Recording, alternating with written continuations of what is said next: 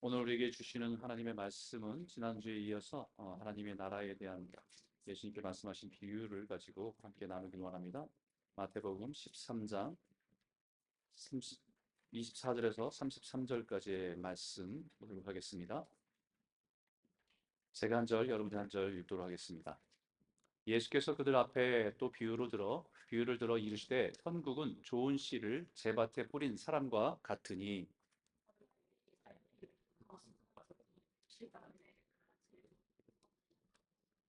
싹이 나고 결실할 때에 가라지도 보이거늘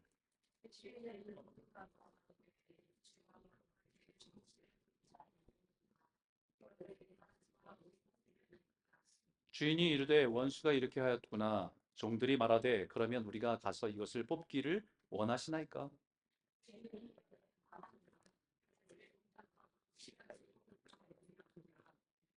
둘 다 추수 때까지 함께 자라게 두라. 추수 때에 내가 추수꾼들에게 말하기를 가라지는 먼저 거두어 불사르게 단으로 묶고 곡식은 모아 내 곡간에 넣으라 하리라.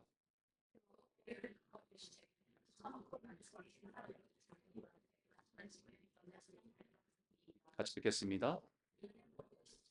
작은 것이 이르되 자란 후에는 풀보다 커서 나무가 되매 공중의 새들이 와서 그 가지에 깃드느니라. 33절 한 절 더 같이 읽겠습니다. 시작. 또 비유로 말씀하시되 천국은 마치 여자가 가루에 전부 풀게 한 누룩과 같으니라. 아멘. 여러분 요즘에 파리에서 올림픽이 시작된 거 아시죠? 네, 옛날같이 우리가 뭐 옛날에 우리 한국 선수들이 나가면 새벽까지 응원하면서 금메달 따면 같이 기뻐하고 그런 정도의 우리 분위기는 아닌데 그래도 올림픽이 열리면 관심이 가게 됩니다. 전 세계인들이 함께 모여서 다양한 운동 경기를 서로 경쟁하면서 실력을 겨루는 장이 되고 인류 화합을 추구하는 것이 올림픽이기 때문에 굉장히 우리는 관심을 갖게 되고 바라보게 됩니다. 그런데 이번에 올림픽을 보면서 이렇게 막 기대되고 흥분되기보다는 마음이 안 좋아요. 마음이 불편합니다. 다 보지는 못했는데 개막식에서 보여줬던 그 퍼포먼스가 이번 파리올림픽에는 노골적으로 어, 트랜스젠더주의를 홍보하기 위해서 퍼포먼스를 준비한 것이 드러나기 때문에 굉장히 보기가 민망하고 불편합니다. 어, 여기 있는 장면은 그 레오나르도 다빈치 작품인 예수님의 최후의 만찬이라고 하는 것을 패러디한 거예요. 패러디해서 예수님의 자리에 누구를 앉혔냐면 여장 남자를 앉히고 주변에는 트랜스젠더나 이런 사람들을 다 앉혀서 마치 그것을 어, 약간 비웃는 듯한 그렇게 표현하는 그런 퍼포먼스를 연출해서 굉장히 불편하게 보여집니다. 또 이렇게 해놓고 그 앞에서 녹색 옷으로 파랗게 색깔 칠한 그 트랜스젠더 가수가 노래를 부르게 되는 대표적으로 이 올림픽을 상징하는 대표적인 노래를 부르게 되는 그런 모습을 보게 돼요. 그 노래 제목이 네이크드입니다. 네이크드, 벌거벗은 뭐 이런 뜻이에요. 저는 이것을 보면서 야, 우리가 살아간 이 시대가 점점 더 반기독교적인 정서와 문화로 급변하고 있구나라는 것을 실감 있게 느끼게 됩니다. 포스트 모더니즘에 살아간 우리 이 시대의 가치는 어떤 절대적인 진리는 없다. 절대적인 가치는 없다. 그리고 이렇게 드러내서 가치를 높게 세운 가치가 뭐냐면 관용이라는 거예요. 관용. 누구나 다 오를 수 있고 네가 바라는 거, 네가 원하는 거 다 오를 수 있어라고 하는 관용이 제너러시티입니다. 이것이 굉장히 좋아 보이는 단어이긴 하지만 그것은 결국은 개인주의를 극대화시키고 결국은 이런 진리가 없는 혼돈을 초래하는 사회를 만들어가고 있어요. 어, 결국 그 모습이 세상의 그 민낯을 드러내준 사건이 이번에 파리 올림픽이 아닌가. 또 거기 안에서 칼럼을 썼지만 성전환 수술한 선수가 여자의 경기에 들어가서 1등을 하고 금메달을 따고 평생에 그것을 위해 땀 흘렸던 사람들이 억울해서 눈물을 흘릴 일들을 보게 되는 일들이 이번 파리 올림픽입니다. 그럼 누구를 어떻게 이것을 가를 것인가? 성별을 나눠서 어떻게 가를 것인가? 파리 올림픽에서는 여권에 써여진 성별을 따라서 그 사람들을 기준으로 나눈대요. 너무 혼란스럽습니다. 그런 세상에 살아가면서 우리가 믿는 기독교 신앙을 우리가 가지고 살아간다는 것은 쉽지 않은 것 같아요. 때로는 그것이 기독교 신앙을 살아가는 것이 때로는 고통으로 올 때도 있습니다. 힘들어지죠. 더 나아가서 우리가 믿는 이 기독교 신앙을 누군가에게 전도하거나 전하려고 하면 그 반발이나 그런 어려움들은 말도 못하게 다가오는 시대를 살아가게 됩니다. 왜냐하면 복음을 전할 때에 기본적으로 보편적으로 사람들이 생각하는 중립적이고 객관적인 가치가 공유될 때 복음은 의미 있게 그 사람들한테 전달되어지고 그 복음이 효과적으로 전달되어집니다. 근데 이제는 모든 가치가 다 무너졌기 때문에 이 시대를 상징하는 상대주의와 개인주의는 어디를 지향하고 달려가게 만드냐면요. 쾌락과 만족을 추구하는 것으로 달려가게 돼 있습니다. 네가 오라, 너도 오라 라고 하는 것은요. 개인주의는 쾌락과 만족을 추구하고 살아가는 인생으로 만들어낼 수밖에 없어요. 그렇게 살아가는 세상 속에서 기독교의 진리와 기독교의 가치는 걸림돌입니다. 불편합니다. 내가 원하는 대로 막 살고 싶고 그것이 맞다고 여기고 싶은데 이쪽에서는 아니라고 얘기하고 그것은 문제가 있다고 얘기하고 그것은 죄라고 얘기하는 것이 있으면 불편합니다. 그런 세상 속에서 이것을 치워버리고 싶은 것이 세상이에요.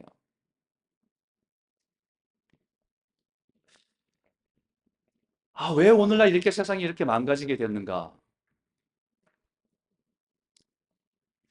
하나님께서는 보시기에 좋았더라라고 모든 걸 창조하시고 좋았더라, 보시기에 좋았더라, 심히 좋았더라고 말씀하신 이 세상이 어떻게 하다 이렇게까지 됐나?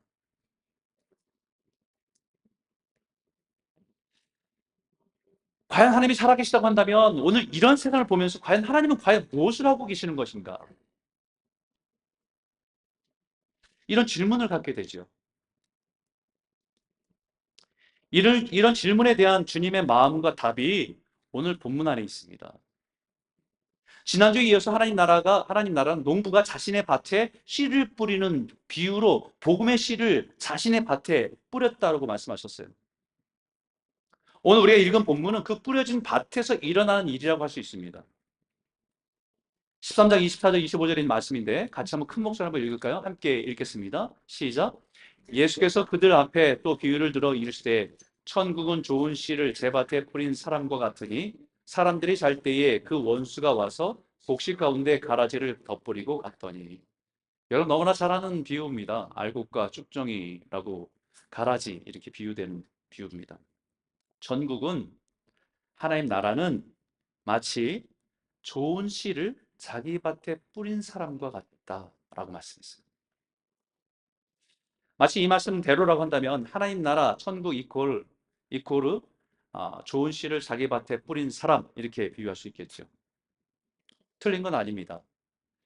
예수님께 회개하라 천국이 가까이 왔느니라 하나님 나라 가까이 왔느니라 말씀하시고 그 말씀 속에서 예수님의 그 말씀을 받아들여서 이제 하나님의 통치, 하나님의 다스림 가운데 살아가는 사람들 안에 시작된 하나님 나라 예수가 내 안에 들어와서 다스리기 시작하면 하나님 나라 시작된다는 것을 의미할 때 천국은 예수 그리스도라고 직역해서 그분이 천국이다라고 얘기도 전혀 틀린 해석이 아니에요. 근데 원문의 의미를 조금 더 살려서 이 본문을 풀어보면 이런 뜻입니다. 하나님의 나라는 자기 밭에 좋은 씨를 뿌린 사람 혹은 그 사람이 겪는 그 상황 가운데 있는 것을 비유할 수 있다라고 하는 의미입니다. 자기 밭에 좋은 씨를 뿌렸는데 그 상황 가운데 일어나는 상황. 왜냐하면 그 다음에 일어난 일들이 분명 좋은 씨를 뿌렸는데 나중에 보니까 가라지도 함께 자라는 것을 보는 상황을 말씀하고 있기 때문입니다. 그때 종들이 와서 주님께 분명히 묻습니다. 주님, 분명 밭에 좋은 씨를 뿌리지 않았습니까? 근데 가라지가 어디서 생겨나는 것일까요? 뽑아버릴까요? 그래서 주인이 가만둬라. 가라지를 뽑다가 곡식을까지 뽑을까 염려된다. 추수 때까지 그냥 놔둬라. 결국 추수 때가 되면 확연하게 달라지기 때문에 가라지는 불사르고 곡식은 모아서 내 곡간에 넣어라 하신 말씀입니다. 이 비유에 대해서 이렇게 말씀하시고 그 비유의 의미를 제자들에게 더 분명하게 해석해 주셨어요. 37절 40절에 보면 대답하여 이르시되 좋은 씨를 뿌리는 이는 인자요 밭은 세상이요 좋은 씨는 천국의 아들들이요 가라지는 악한 자의 아들들이요 가라지를 뿌리는 원수는 마귀요 추수 때는 세상의 끝이요 추수꾼은 천사들이니 그런즉 가라지를 거두어 불에 사르는 것 같이 세상 끝도 그러하리라. 오해하지 않도록 예수님께 정확하게 제자들에게 그 의미들을 해석해 주셨어요. 사실 이 비유는 창세기와 계시록의 압축판입니다. 그래서 35절에 예수님이 이렇게 말씀하셨죠. 내가 입을 열어 비유로 말하고 창세로부터 감추인 것을 드러내리라 라고 말씀하시면서 하신 말씀이에요. 하나님이 세상을 아름답게 창조하셨습니다. 모든 걸 창조하실 때마다 보시기에 좋았다고 말씀하셨어요. 모든 것을 보실 때마다 하나님의 선하심이 영광이 드러나도록 창조하셨습니다. 하나님의 형상을 닮은 아담을 지으시고 그를 통해서 하와를 지으시고 보시기에 심히 좋았다라고 감탄하셨어요.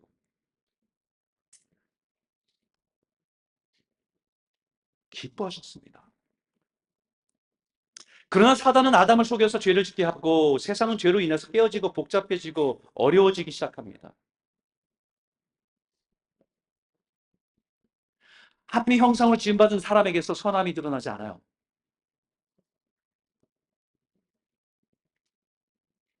모든 자연 조화 속에서 하나님의 영광을 드러내도록 하는데 다 깨어져서 엉망입니다.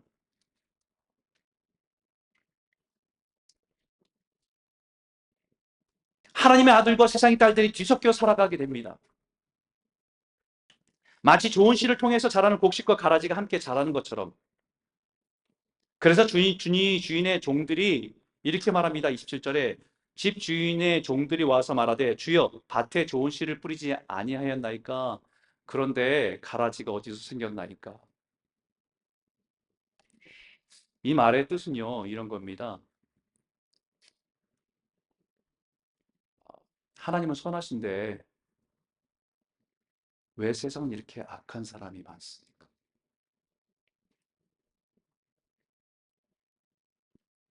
왜 하나님은 그런 악한 자들을 그냥 내버려 두시는 겁니까?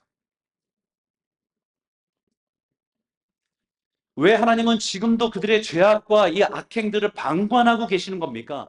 하나님이 의로우신 분이라고 한다면, 공의로우신 분이라고 한다면, 그런 모든 악들을 처벌하셔라도, 심판하셔라도, 오늘날 그 공의와 정의를 드러내야 되는 거 아십니까?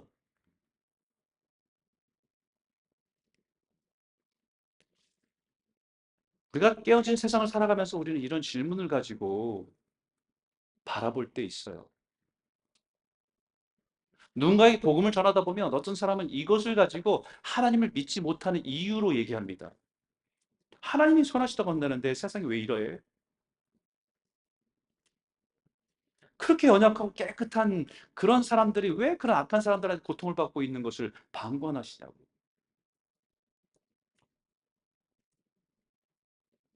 그 질문에 대한 주인의 대답은 이겁니다. 같이 한번 읽을까요? 함께 읽겠습니다. 시작.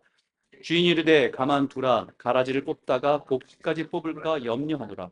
둘 다 추수 때까지 함께 자라게 두어라. 주인은 가만두어라. 가만두란 말이 포기했다는 말이 아니에요, 여러분. 가만두라는 말은 해결할 수 없어서 손을 쓸 수 없다는 말이 아닙니다.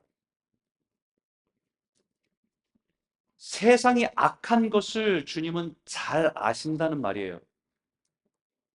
의인보다 악인이 더 형통한 것처럼 보이는 세상인 것을 그런 세상 속에 우리가 살아가고 있다는 것을 잘 아신다는 말씀입니다. 선하고 의롭게 사는 사람이 오히려 고통받는 세상임을 더 잘 아신다는 말씀이에요. 여러분께 질문할게요. 주님이 무엇을 염려하신다고요? 주님이 염려하시는 게 가라집니까? 아니면 알곡입니까? 뭘 염려하세요?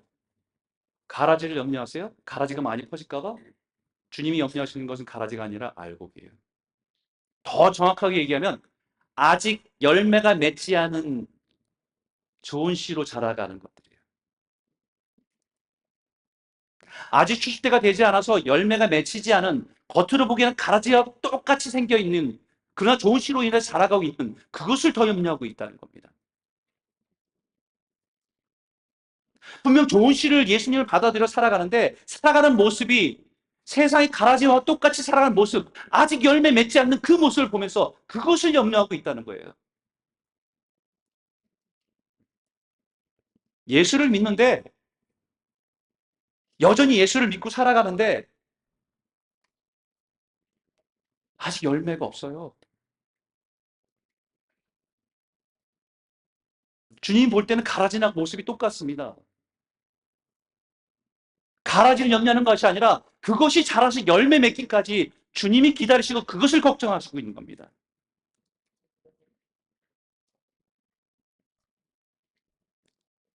근데 왜 가만두라고 하십니까? 아직은 기회의 때이기 때문에.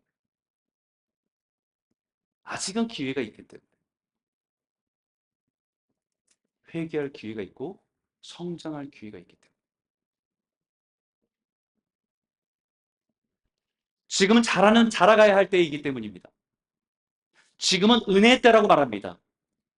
지금은 복음의 씨를 뿌려서 자라게 하는 때입니다. 지금은 복음의 씨를 뿌린 것에 물도 주고 양분도 줘서 그것이 잘 자라도록 열매 맺도록 기다려야 되는 때이기 때문에. 지금은 좋은 씨와 가라지가 막 섞여 자라는 때이기 때문에 때로는 무엇이 선인지 잘 보이지 않을 수 있습니다. 세상에 막 가라지가 자라는 속에서 거기 좋은 씨로 자라가는 그것들이 있어서 그것을 덮여서 좋은 씨로 자라가는 식물인지 밀인지 볼인지 잘 모르기 때문에 기다리는 거예요.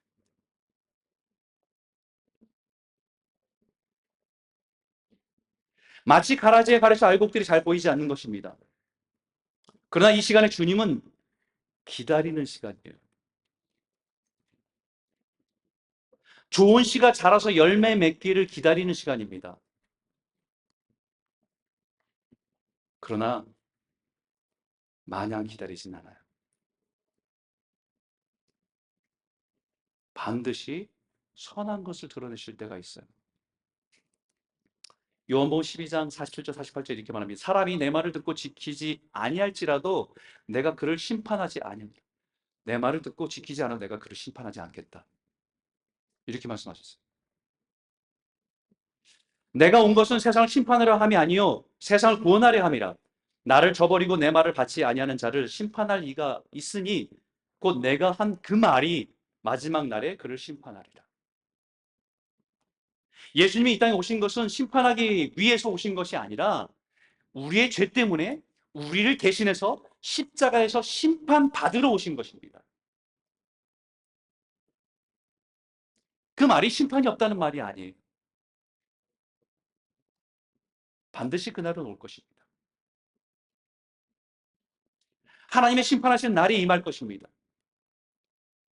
지금은 예수 그리스도를 믿고 구원을 얻을 수 있는 기회의 때이고 은혜의 때이고 자라야 될 때입니다.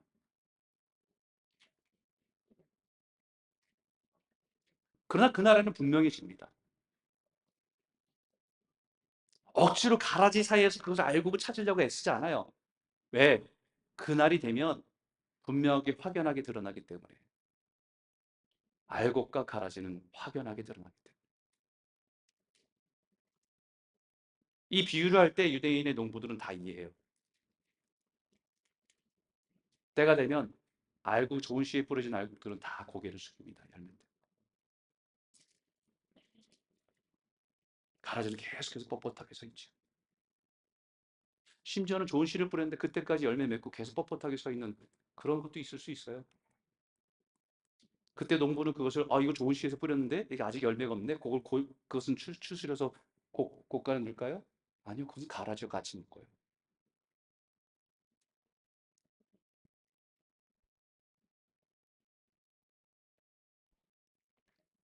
가라지가 자라는 동안에 비슷해서 농부도 잘 구별하기 어렵다고 합니다.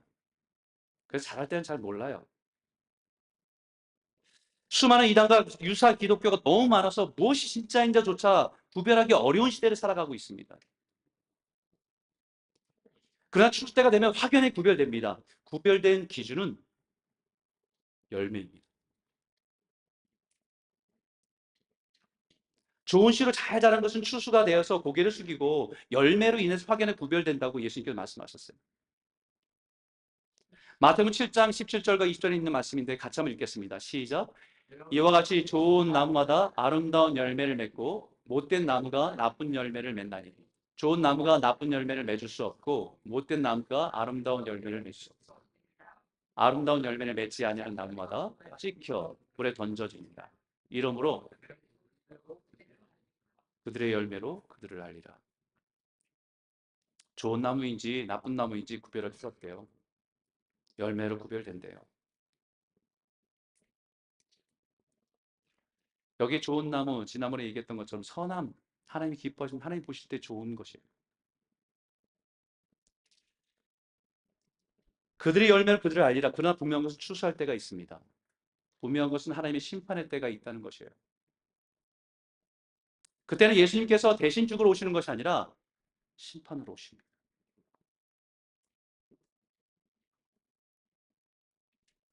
예수님이 이 땅에 오셨을 때는 어린 양으로 오셨습니다. 우리의 죄를 위해서 대신 죽으시러 오신 겁니다. 그러나 심판의 때는 사자로 오십니다. 예수님이 이 땅에 어린 양으로 우리의 죄 때문에 수치를 당하셨지만 심판 때에는 거룩한 천사들과 함께 영광과 높임을 받으시러 오십니다. 예수님이 이 땅에 어린 양으로 하나님의 미라이 되어셨지만 심판의 때는 추수하러 오십니다. 그 미랄의 열매를 추수하러 오십니다.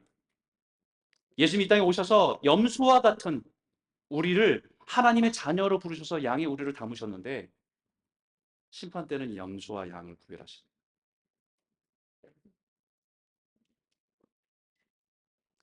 예수님이 이 땅에 우리의 죄 때문에 어린 양의 피를 흘리러 오셨지만 심판의 때는 왕으로서 그 핏값을 찾으러 오십니다.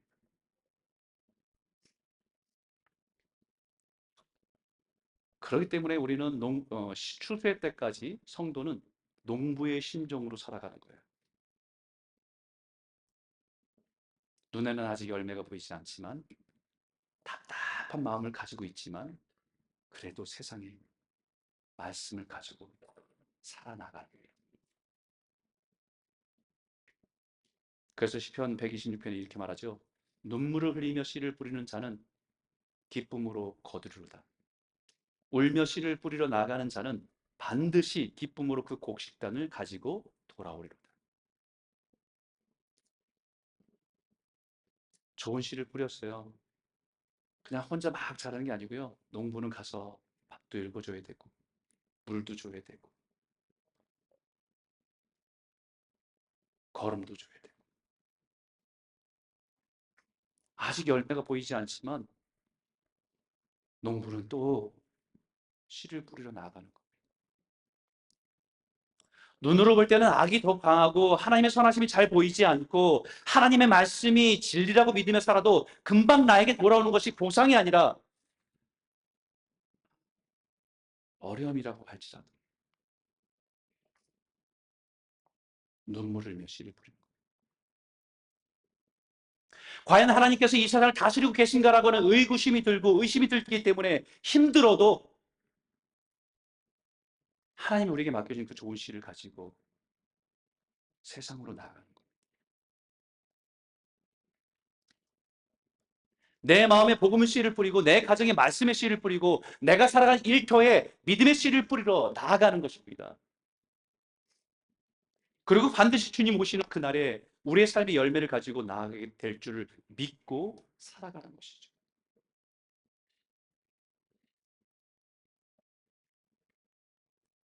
그날에 하박국 선지자가 보았던 물이 바다 덮음같이 하나님의 영광이 온 세상에 가득하게 되리라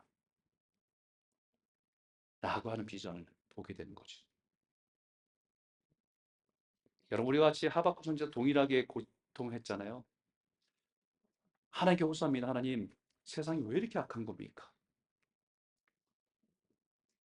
하나님께 선택받은 민족이라고 하는 우리 이 이스라엘이 불법과 죄악을 행하는 이 모습이 우리 안에 이렇게 너무 많은데 세상이 왜 이렇게 된 겁니까? 막 이렇게 하나님께 호소하니까 하나님께서 알고 있다. 그래서 그들을 징계하기 위해서 저 갈대아에 있는 바벨론 사람을 일으켜서 징계할 것이다. 더 화가 났죠. 아니, 그래도 우리는 하나님을 믿는 선민이라고 하는데 저 이방 민족이, 저 악인들이 우리를 심판한다고요? 어떻게 그런 일이 있습니까? 라고 막 하나님께 원망합니다. 그때 하박국을 데려가서 하나님이 보여준 비전이 물이 바다 덮음 같이 하나님의 영광이 가득한 때가 있음을 보여주실 거예요. 그것이 그날입니다.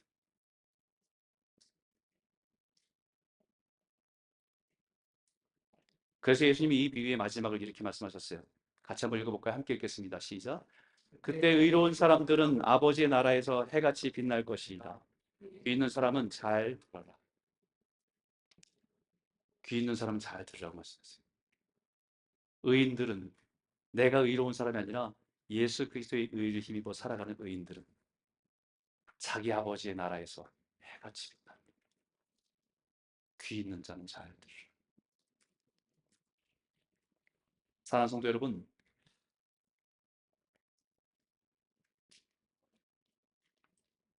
그날의 하나님의 나라의 영광이 이 땅에 가득할 때에 저와 여러분들이 해같이 빛나는 성도와 교회가 되기를 주의 이름으로 축복합니다. 그렇다 한다면 우리는 고민을 해야 되죠. 과연 그 열매는 뭔가? 우리 추수날에 주님 앞에 나아갈 때 주님이 우리 안에 열매를 보길 원하시는데 알곡과 가라지로 나눠진 열매가 있어야 되는데 그 열매는 뭔가? 알곡은 어떻게 자라는가? 그것에 대한 답이 겨자씨와 누룩의 비유에서 생각해 볼 수 있어요. 31절과 32절인데 같이 한번 읽겠습니다. 시작. 또 비유를 들어 이르시되 천국은 마치 사람이 자기 밭에 갖다 심은 겨자씨 하나 같으니 이는 모든 씨보다 작은 것이거되 자란 후에는 풀보다 커서 나무가 되매 공중의 새들이 와서 그 가지에 들습니다. 여러분, 이 비유들은 너무 잘 알잖아요. 겨자씨 볼펜으로 콕 찍으면 그 사이즈가 딱 겨자씨 사이즈입니다. 1mm 혹은 2mm 그 정도의 씨를 뿌리면 보통 풀 정도의 자라고 마는데 이 겨자씨는 풀이 아니라 나무가 되는 거예요. 이거 놀랍죠. 나무가 되려면 묘목을 심어야 되는데 묘목이 아니라 씨를 뿌려도 나무가 되는 것이 겨자씨이기 때문에 보잘것없고 미약한 존재인 겨자씨가 겨자씨를 비유해서 하나님 나라를 비유했습니다. 이것은 실제적으로 2000년 전에 유대 땅의 작은 마을에서 일어난 한 청년의 이야기로 시작되는 거잖아요.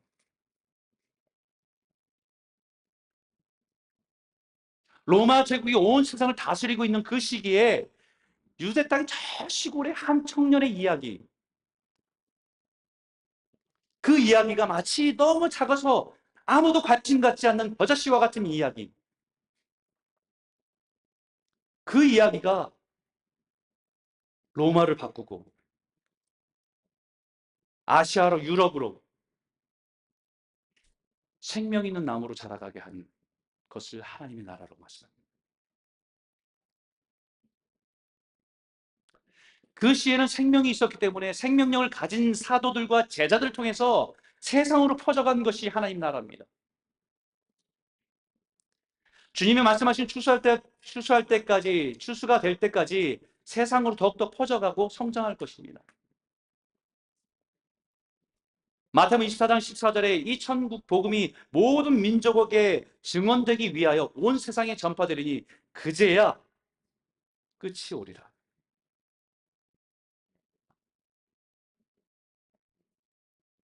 여러분, 정말 복음이 거의 모든 민족에게 증거되었습니다. 거의 모든 민족. 그런 민족이 있을까, 부족이 있을까 하고 생각하는 그 부족에게까지 선교사들이 찾아가서 그들의 언어로, 복음으로 성경을 바꿔서 그들에게 복음을 전했습니다. 복음을 반응하고 받아들이고 하는 그들에게 맡겨진 일이에요. 복음은 전파됐어요.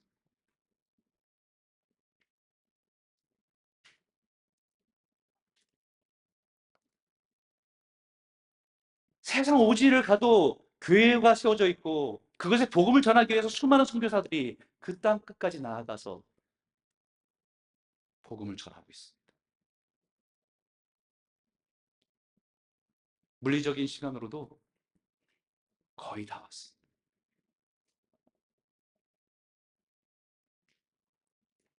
근데 우리가 여기서 놓치지 말고 주목할 것은 한 가지가 더 있어요. 하나님 나라가 겨자씨와 같았는데 이 온 세상이 퍼져가는 커다란 나무와 같이 점점 퍼졌다라고 하는 의미도 있지만 우리가 놓치지 말아야 할 게 있습니다. 그것은 뭐냐면 그것이 나무가 되고 공중의 새들이 와서 그 가지에서 쉰다는 거예요. 성장하고 확장하는 데 관심을 가지지만 그 성장이 누구에게 쉼이 된다는 사실이에요. 성도의 수와 건물의 크기를 자랑하며 확장해 오기는 했지만 정작 누군가 품어주고 그들이 영혼에 쉼을 줄 수 있는 교회와 성도가 되었는가? 예수님 우리에게 수고하고 무거운 짐진 자들 다 내게로 오라 내가 너희를 쉬게 하겠다고 말씀하신 것처럼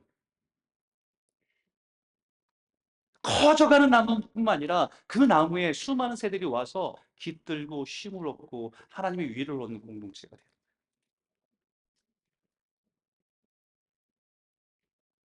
우리 내 개인적인 삶에도 마찬가지입니다. 겨자씨와 같은 믿음으로 시작해서 우리 안에 놀라운 하나님의 사랑과 은혜를 누리면서 우리는 살아가게 하십니다. 우리의 삶을 확장시켜 가지고 이미 내 삶에 많은 것을 부어주셨습니다. 하나님의 축복을 누리고 살아갑니다. 그러나 그 풍성함이 결국은 자기 자신의 만족으로만 끝난다고 한다면 그것은 하나님의 나라가 아닙니다.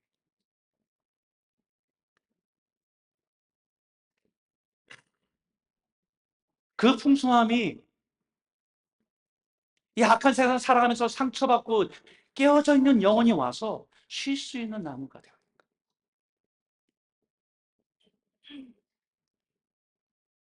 누군가에게 쉼이 되어주고 누군가에게 위로가 되어주고 예수의 사랑으로 기댈 수 있는 가지가 되었는가.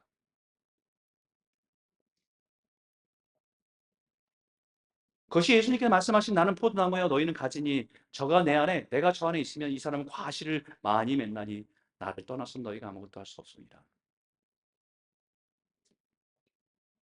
주님이 내 안에 임한 하나님의 나라 우리가 그 안에서 풍성한 삶을 살아가면서 넓혀진 우리의 삶이 누군가에게는 쉴 수 있는 가지가 되어야 돼요.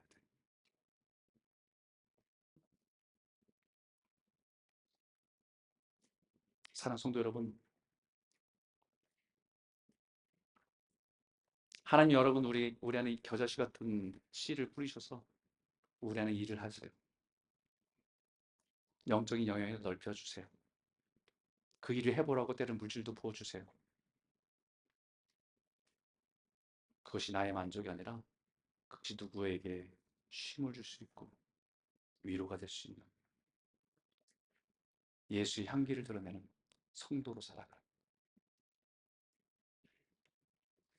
오늘 이 말씀처럼 우리의 삶이 누군가 기댈 수 있는 그런 가지가 되는 풍성한 나무가 되는 귀한 성도들 다 되시길 주의 이름으로 축복합니다. 33절 같이 한번 읽겠습니다. 시작. 또 비유로 말씀하시되 천국은 마치 여자가 가루 서말 속에 갖다 넣어 전부 부풀게 한 누룩과 같으니라. 하나님 나라를 누룩에 비유해서 말씀합니다. 여러분 겨자씨 비유나 누룩에 비유해서 강조하는 공통점은 하나예요. 뭐냐면 작지만 변화시킨다. 겨자씨가 작은 건데 크게 변화시킨다. 보이지 않을 만큼 작은 누룩인데 그 빵을 다 부풀게 하고 변화시킨다는 거예요. 따라해볼까요? 예수 믿으면 변한다. 예수 믿으면 변해요.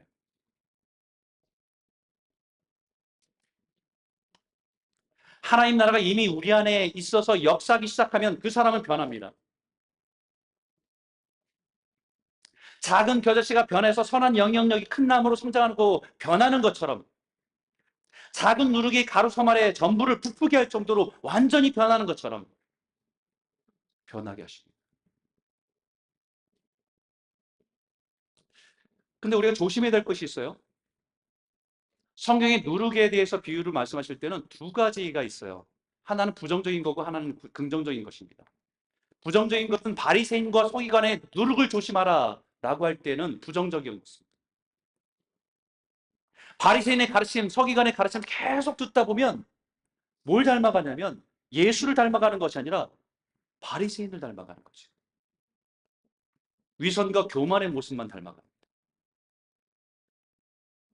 그것을 조심하라고 했죠. 근데 여기서 말하는 누룩은 빵을 부풀게 하기 위해서 준비된 긍정적인 변화입니다. 바리새인과 서기관의 누룩을 조심하라. 저는 이 말씀을 계속 묵상하면서 생각하기는 뭐가 생각나냐면요. 공갈빵 아세요? 공갈빵? 공갈빵이 뭐냐면 이렇게 큰 빵이에요. 근데 갑자기 확 물면요. 푹 꺼집니다. 안에는 아무것도 없으니까. 전 바리새인과 서기관의 위선이 그와 같다고 생각해요. 예수를 하나님을 말하는 것 같고 거룩을 말하는 것 같은데 속은 다 비어 있어.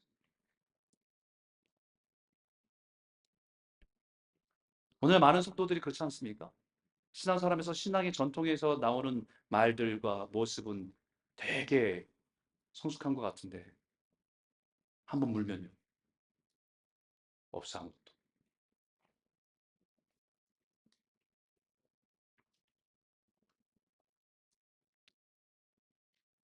여기서 제일 중요하고 놓치지 말을 것은 뭐냐면 천국은 마치 여자가 가루 소말 속에 갖다 넣어 전부 부풀게 한 두릅과 같다라고 말씀했어요.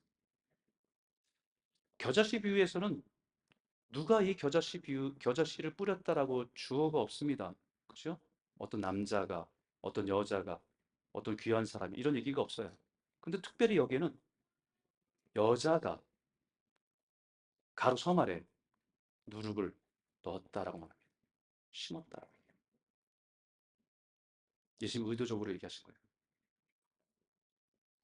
여자는 당시 유대 문화에서 미약한 존재입니다. 소외되고 무시되는 존재입니다.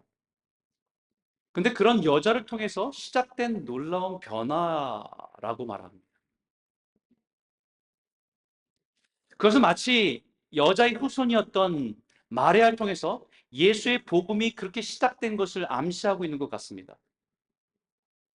남자를 알지 못하지만 성령을 통해서 잉태됨을 받아들이면서 믿음으로 받아들이면서 시작한 것이 하나님 나라의 시작이었다고 말씀합니다. 마리아의 입장에서 자신이 그것이 성령으로 잉태됐다는 것을 받아들인다는 것은 엄청난 위험입니다. 그것을 인정하고 받아들인다는 것은 자기에게 약혼했던 정혼한 남편에게 버림받는 일이고 자기의 공동체에 있는 사람들에게 돌에 맞을 음란한 일이기 때문에 그것을 받아들인다는 것은 엄청난 위험입니다. 그런데 불구하고 마리아는 말씀대로 내게 이루어지이다. 누룩을 자기의 전부에게 담은 거예요.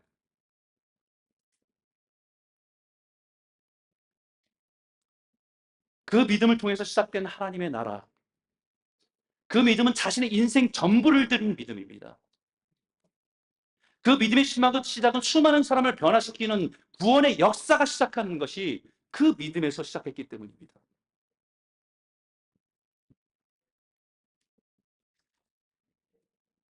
이 비유 속에서 여자에게 있는 것이 가루 서말이라고 했어요. 서말. 서말이면 약 한 20kg 정도 되는 거라고 얘기합니다. 20kg 정도면 가족이 한 두세 명 혹은 네다섯 명 있는 가족에서 이것을 빵을 우리는 주식으로 쌀을 먹지만 밥을 먹지만 빵을 먹는 가정에서 그것을 매 끼마다 빵을 만들어 먹는다고 한다면 보통 한 2주 아니면 한 달 정도 먹을 분량이 한 20kg가 될 거예요.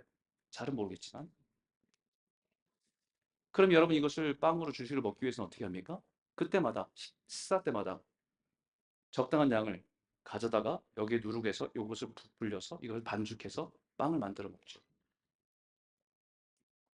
근데 그렇게 한 게 아니고요. 20kg인데 거기다 누룩을 넣은 거예요. 그래서 이것이 전부가 다 부풀렸어요.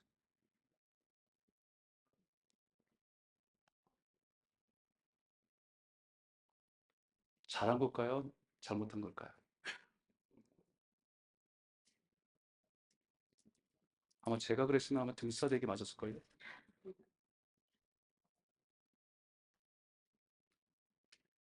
그 정도 양이면 100명이 먹을 수 있는 양 빵을 만드는 양입니다. 다 먹지도 못할 빵을 만들기 위해서 그 양을 부풀렸다는 것은 그것은 잘한 일은 아닙니다. 혼날 일이죠. 어리석은 일이죠. 낭비입니다. 아마 내일 위해서 생각하지 않은 무식한 일이라고 얘기할 겁니다. 그 여인의 생각에는 오늘 100인분의 빵을 만들어 다 먹어버리고 죽겠다고 결심한 게 아닙니다. 자기 자신을 위해서 살아간 인생이 아니라 누군가에게 먹을 것을 나눠주고 베풀며 살아간 삶으로 살아가겠다고 하는 믿음의 결단입니다. 이게 누룩의 변화예요. 우리는 예수 믿으면서 하나님께 나에게 인생에 축복해 주시면 30배, 60배, 100배의 열매를 맺게 된다. 이것을 나에게 적용해서 20kg였던 그것이 하나님 나를 축복해 주셔서 이 20kg가 아니라 600kg가 되고 1200kg가 되고 2000kg가 돼서 1년 먹고 10년 먹을 저장할 수 있는 것이 축복이라고 생각하고 살았어요. 그렇지 않습니까?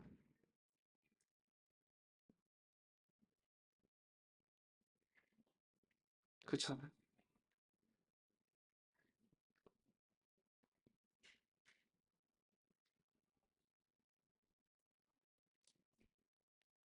근데 예수님 말씀은 누룩이 변하는 그게 아니에요. 내가 가진 20kg인데 100명을 먹기 위해서 불리는 거예요. 내가 가지고 요건데 이것을 좀 나눠보려고 애쓰는 거예요. 내 인생과 내 가족을 위해서 저장해놓고 살아가는 인생이 아니라 내 인생을 깨뜨려서 누군가에게 나눠주고 섬기고 살고 싶은 마음으로 변화되는 거예요.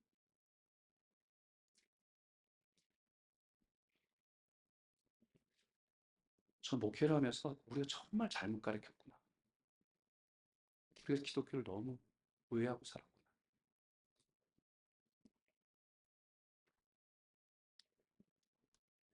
나를 위해서 내일을 위해서 무엇을 먹을까, 무엇을 입을까, 무엇을 마실까를 걱정하는 게 아니라 먼저 그의 나라와 그의 의를 구하라. 그래야만 이 모든 것을 너희에게 더하시리라.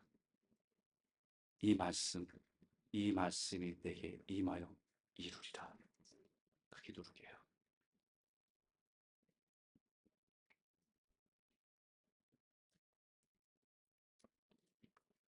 사람이 빵으로만 사는 존재가 아니라 하나님의 말씀으로 살아가는 존재임을 깨달아 살아가는 변화입니다. 그 변화된 인생을 통해서 많은 사람들이 빵을 얻을 수 있는 삶입니다. 세상의 굶주림 속에 있는 자들에게 먹히고 입히는 일에 사용되는 인생입니다.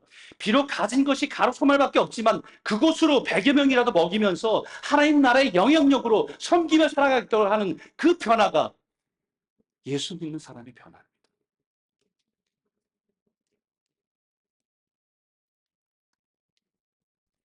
그게 주님이 우리에게 보고자 원하는 열매예요.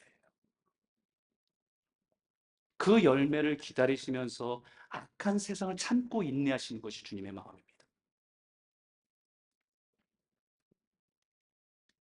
사랑하는 성도 여러분, 하나님께서는 우리에게 우리 안에 예수 그리스도라고 하는 좋은 씨를 뿌려 놓으셨어요. 이미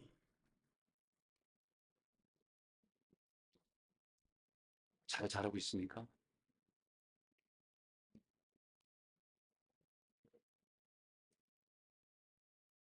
자는 동안에 원수가 와서 가라지를 막 뿌려서 가라지가 더 자라고 있는 건 아니에요?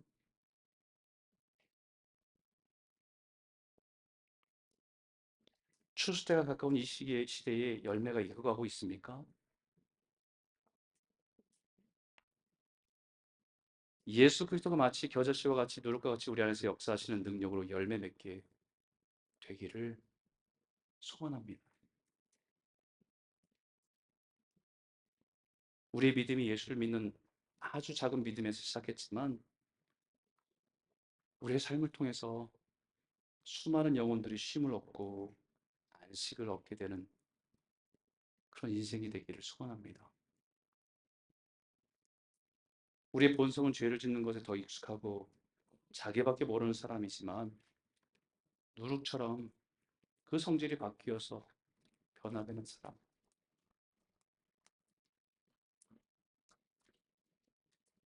그 은혜와 열매가 저 여러분 가운데 맺혀지기를 주 이름으로 축복합니다. 기도하겠습니다.